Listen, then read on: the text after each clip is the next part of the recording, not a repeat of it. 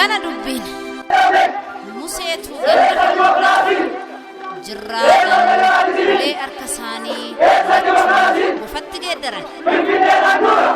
Inni Fara'oon raajii hojii harka seexanaa yoo jedhan, inni Musee immoo raajii hojii harka Waaqayyooti jedhanii odeessan.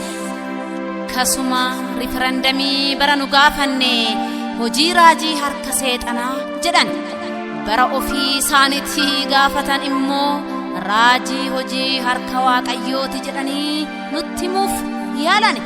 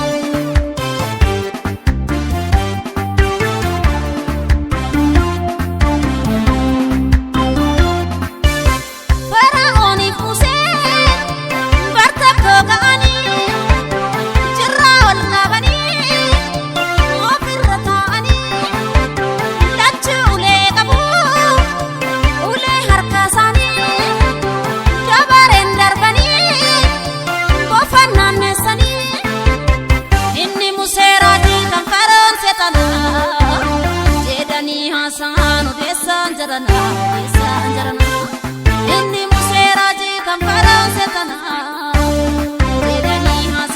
odeessaan jiran. Keenyas dubbinsanii akkasii barana waan Finfinnee kaasnaa dhugaasa. Keenyas dubbinsanii akkasii barana waan biyya koo kaasnaa dhugaasa.